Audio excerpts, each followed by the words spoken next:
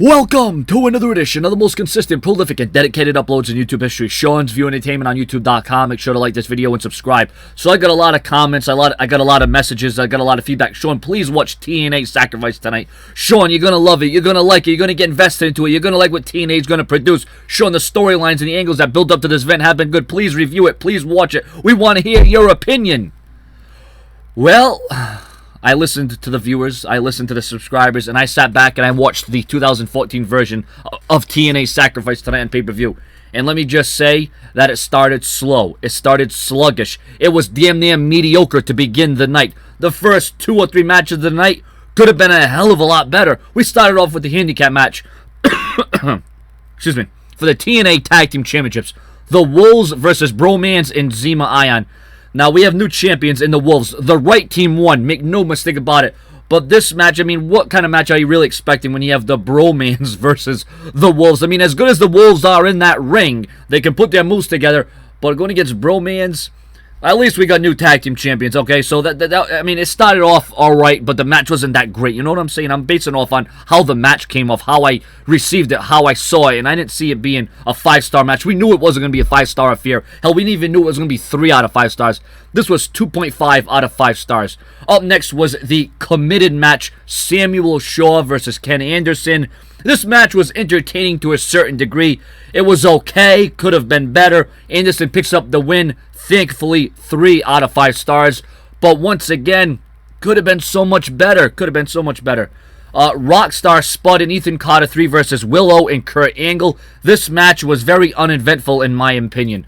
Once again, another match where I thought TNA was going to go to that next degree. Another match where I thought they were going to raise the bar, but that did not happen in this match. Yes, Willow and Kurt Angle get the victory, but we did not get to see that big showdown like we thought we were between Kurt Angle and Ethan Carter 3. Sure, there might have been, you know what, a time in this match where Kurt Angle and Ethan got at it, but it wasn't what I was expecting. Obviously, they're saving that for another time.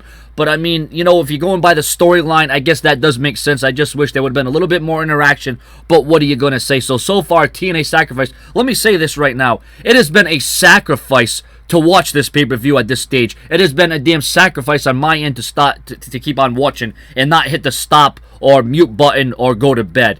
But this is where TNA started to pick up the pay-per-view to a certain standard.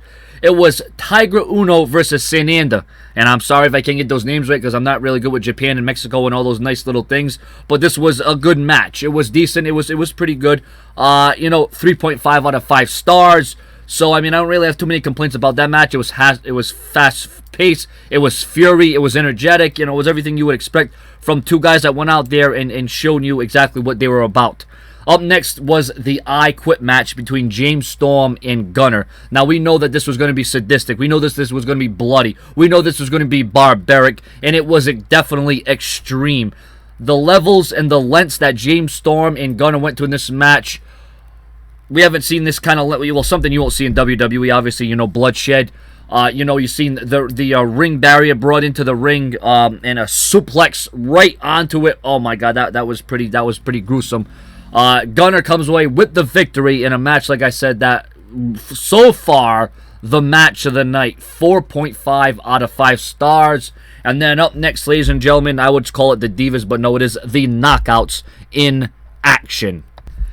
Angelina Love is a record-breaking time 6-time Knockouts champion by defeating Madison Rayne. And what was a decent match? 3 out of 5 stars. Of course, there was the tricks, there was the antics by the beautiful people, but that's what we have come to expect from them. So, 3 matches to start off the event wasn't so great. It was a sacrifice to watch them.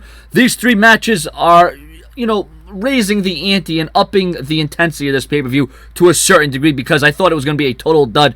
But these 3 matches are starting to change my mind, and hopefully it continues to play that tune for the rest of the night. Tables match time, Bully Ray going 1-on-1 with the man himself, the man of the hour, Bobby Roode.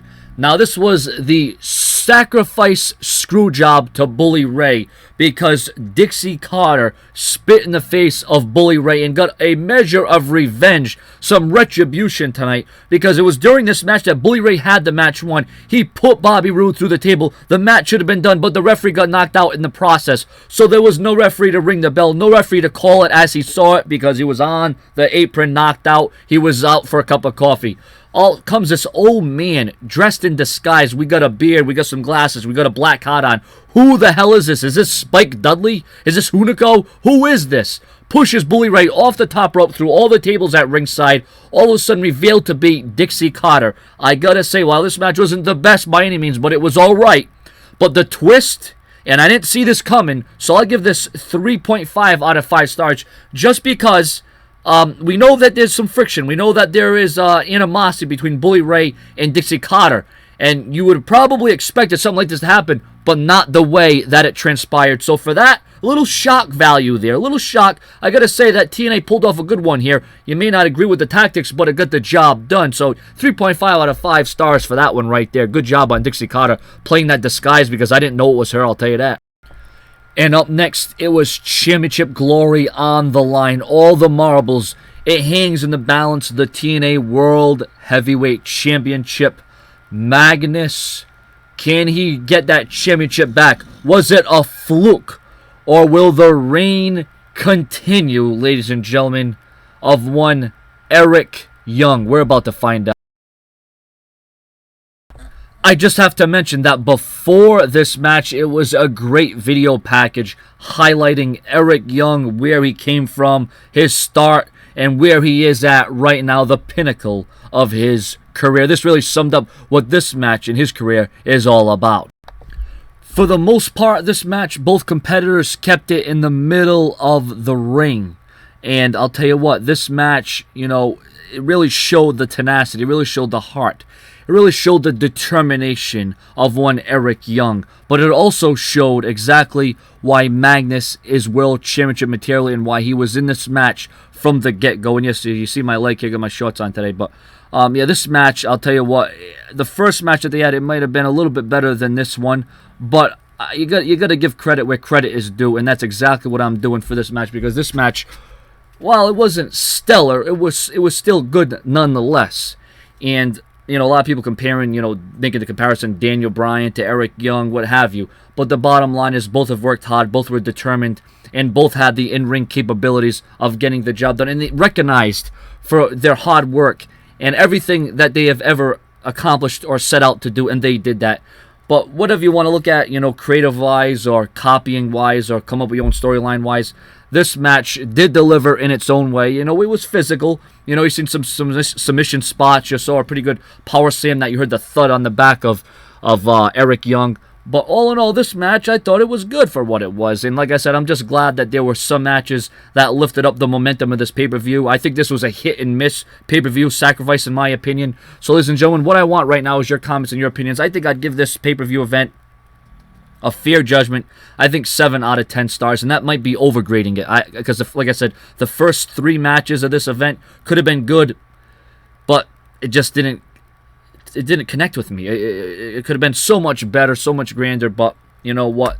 It was sacrifice, and for the most part, it was a sacrifice watching this. You know what? Maybe 7's too high. I overrate things. I overanalyze things. You know what? Maybe 6.5 out of 10 stars. You know, I think that might be probably the best route to go with this pay-per-view. Your comments, your opinions, and if you want me to keep doing TNA reviews, make sure to like this video, comment, and subscribe, and more TNA reviews will come your way as long as it catches on and, you know, catches some wind, so to speak. Thank you very much for watching. This has been my review. Sorry if it's a little dusty and it's not all that great because I haven't watched TNA in a long time. Later.